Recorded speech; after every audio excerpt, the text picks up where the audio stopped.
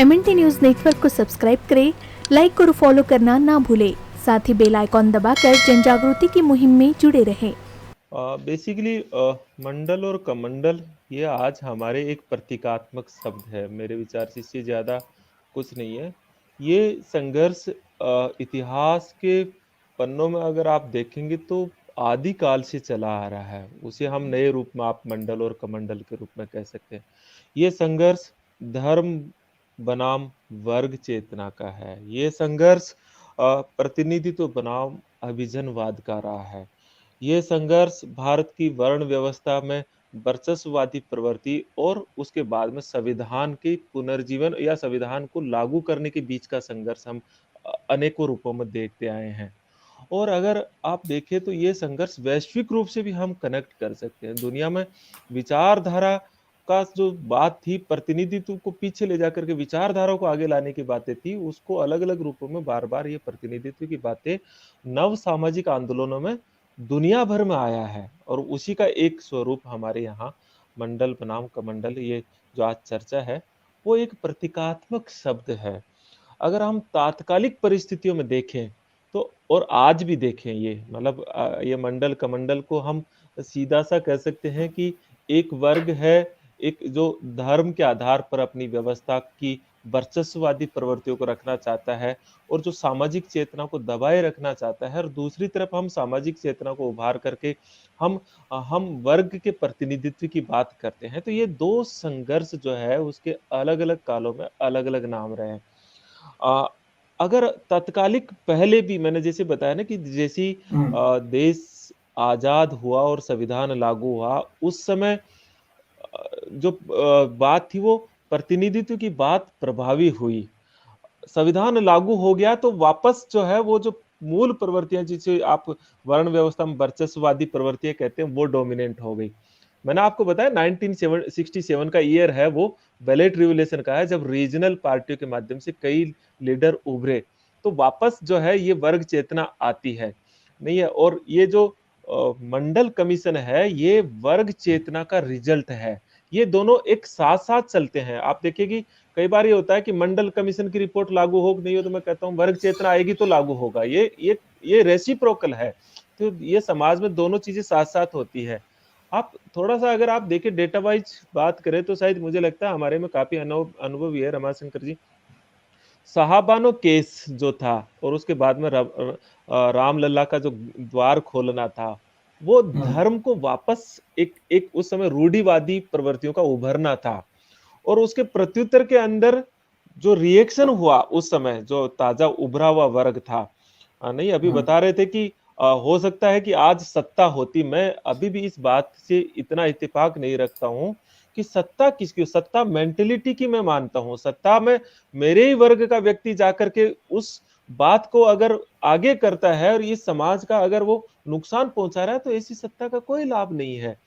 तो मंडल आप देखिए कि उसके बाद में जो रिएक्शन होता है जनता दल और इनके जो मैनिफेस्टो था 1989 के, उस मैनिफेस्टो में ये था कि मंडल कमीशन की रिपोर्ट को लागू करेंगे। वीपी सिंह ने मंडल कमीशन की रिपोर्ट को लागू किया, ये कई बार पता नहीं क्यों कह दिया जाता है, उस मैनिफेस्टो के भीतर था ये। तब जो इस वर्ग से लोग आए उन्होंने दबाव बनाया था, और वो भी उसकी कहानी जब देखते हैं तो पता लगता है वो एक, आप जिसको कहते हैं ना कमंडल की राजनीति हावी हुई तो फिर ये गेम खेला गया। ये हमेशा एक वर्ग संघर्ष चलता है और आगे बढ़ा, धीरे धीरे आगे बढ़ा। और जो आज हम कहते हैं कि क्या सामाजिक राजनीतिक बदलाव हुए, मुझे लगता है सिर्फ दो सिफारिशों को आंशिक रूप से बेमन से, मैं एक शब्द कह रहा हूं, बिना मन से केवल वर्ग चेतना के दबाव में लागू करने का कितना बड़ा प्रभाव पड़ा। अगर ये सिफारिशें सही ढंग से लागू हो जाए तो क्या बदलाव आएगा, ये शायद इस वर्ग के लोग समझ सकते हैं। मुझे लगता है सिफारिशों के लागू करने का सबसे बड़ा अगर कोई प्रभाव पड़ता है तो इस वर्ग चेतना नहीं, इसके भीतर एक मनोबल बढ़ता है। और 1990 के बाद की राजनीति को देखिएगा, राजनीति में एक एक दूसरी लोकतांत्रिक लहर आती है। अगर सही ढंग से भारत की राजनीति रिफ्लेक्ट होती है तो वो 1990 के बाद हुई है, जब अलग अलग वर्गों का प्रतिनिधित्व करता है। भारत की राजनीति में अगर डाइवर्सिटी नहीं हो, अगर सभी वर्गों का प्रतिनिधित्व नहीं हो, तो फिर वो कैसी राजनीति है? तो मंडल राजनीति ने वो द्वार खोला, वो सच्चाई दिखाई कि आदि आदि काल से किस तरह से एक शोषण किया गया है। जो गुलामगिरी पुस्तक ने में ज्योतिबा फुले ने इतना बढ़िया तरीके से लिख के गए हैं, कोई उस पुस्तक का पूरा अध्ययन करे तो पूरा मैकेनिज्म बता के गए हैं, वो बात समझ में आती है। और वो बात आज स्पष्ट तौर पर समझ में आ जाती है, जब आप जब जब छूट दीजिए, जब जब छूट दीजिए, कैसे कैसे प्रतिनिधित्व के स्थान पर अलग अलग तरह की तर्क और विचारधाराओं को सामने ला करके रख दिया जाता है। कभी योग्यता की बात कर दी जाती है, कभी और बात कर दी जाती है। जुडिशरी का हमारे सामने एग्जाम्पल है, कितने आज तक के डेटा उठा के देख लीजिए कि आप कई बार होता है ना कि मेरे मेरे वर्ग के लोग कई बार कहते हैं नहीं नहीं हमको नहीं चाहिए ये। मैं कह रहा हूं बिना नहीं चाहिए के बिना आप सामाजिक न्याय के बिना एक जगह आप प्रतिनिधित्व दिखा दीजिए। जुडिशरी के भीतर आपको सिंगल मैन नहीं मिलता है। आपने फ्री छोड़ा था ना, अरे वो तो छोड़िए, लोकतंत्र जब दे दिया, हमको राइट ऑफ वोट दे दिया, हमने हमारे प्रतिनिधियों को भी चुन के भेज दिया, फिर सत्ता तो कैबिनेट के अंदर आप आज तक के पूरे राज्यों के कैबिनेट का एनालिसिस करके डेटा स्टडी कीजिए और पता कीजिए कि कितने लोगों को प्रतिनिधित्व है इस वर्ग से। सेंट्रल यूनिवर्सिटी में प्रदीप जी एक सिंगल प्रोफेसर नहीं है, एक सिंगल प्रोफेसर नहीं है ओबीसी का। कितनी शर्म की बात है। तो मैं कह रहा हूं कि मंडल और कमंडल की ये लड़ाई जो है, ये आदि काल से चली आ रही लड़ाई का एक एक स्वरूप है। और मैं फिर ये कहता हूं, इस स्वरूप की अगली कड़ी जाति जनगणना है।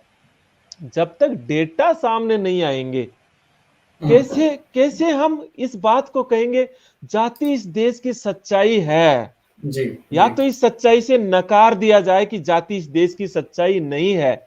जाति इस देश की सच्चाई है तो सच्चाई को सच्चाई के रूप में स्वीकार करने से ही समस्या का समाधान हो सकता है। आप जी प्रतिनिधित्व की बात बिना आंकड़ों के कैसे पॉसिबल हो सकती है? 2011 की जनगणना में जाति जनगणना हो चुकी है। सच्चाई सामने आते ही ये जी नहीं है जी कि प्रतिनिधित्व की बात बढ़ेगी। मुझे लगता भी नहीं कि प्रतिनिधित्व की बात नहीं है, वर्ग चेतना की बात है। सच्चाई जी सामने आते ही वर्ग चेतना आती है, वर्ग चेतना आते ही प्रतिनिधित्व की वापस लड़ाई होती है। तो ये जो दो संघर्ष चलता है प्रदीप जी, कि जी वर्ग चेतना और फिर ये मंडल और कमंडल, ये बेसिकली जुड़ा हुआ है। जी यादव सर सत्ता जी सत्ता प्रतिनिधित्व से नहीं डरती है, सत्ता वर्ग चेतना से डरती है। वर्ग चेतना को मिटाने का आदि आदि से काल सबसे बड़ा हथियार धर्म नामक अफीम रहा है। कार्ल मार्क्स ने बहुत अच्छे से बता के गए इस बात को। ये आज नहीं, आज इसको नए नए रूपों में बस सिर्फ इस्तेमाल करते आ रहे हैं कि आज अलग अलग तरीके से इसको इस्तेमाल कर जी रहे हैं। जी सत्ता पे नियंत्रण कोई अलग वर्ग के माध्यम से नहीं पाया है। हम ये कहें कि जिस कमंडल की बात करते हैं, अगर डेमोक्रेसी में संख्या को माप लिया जाए तो कभी पॉसिबल ही नहीं है। शायद मुझे लगता है मेरे से ज्यादा अच्छा डेटा रामाशंकर जी को पता होगा।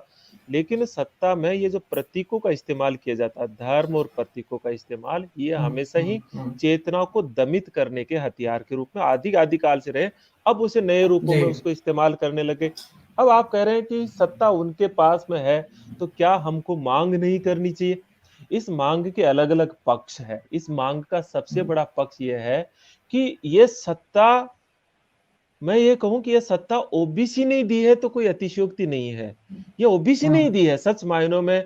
90 के बाद में क्या हमेशा ही अगर सत्ता में कोई बदलता है इधर और उधर, मैं ये मानता हूं कि दो आज जी आज आज वर्ग चेतना में शेड्यूल कास्ट मुझे लगता है कि एक वर्ग चेतना के स्तर पर है।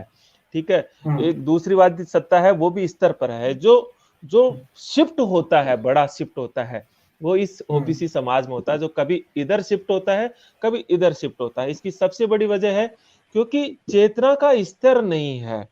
और अगर आप पीछे भी जाए, क्योंकि ये बात देखिए बाबा साहब अंबेडकर ने समझाया, लोगों ने समझा, वामसेप ने उसके बाद में काम किया, कांसीराम जी का बड़ा योगदान है इस देश में, जिन्होंने समझाया कि बेसिकली कैसे कैसे ये जी जी समाज रहा है और क्यों हमको संघर्ष करने की आवश्यकता है। ऐसा नेतृत्व जैसे कांसीराम जी का नेतृत्व था, ऐसा नेतृत्व मैं ओबीसी समाज में नहीं देख रहा अभी तक भी। अभी तक भी मुझे जी लगता जी है उसकी एक कमी है। वो जब नेतृत्व उभरेगा, जिस दिन उभरेगा और जिस दिन वर्ग चेतना आएगी, तब मुझे लगता है ये सत्ता की शिफ्टिंग जो है ये खत्म होगी। अब कितने लंबा संघर्ष चलेगा, लेकिन इस जी मांग के जी। भीतर हमारी वर्ग चेतना नीत है, क्योंकि वर्ग चेतना आएगी तो सत्ता शिफ्ट हो जाएगी। जी इसके लिए जी कोई अलग जी। से प्रयास करने की आवश्यकता नहीं है।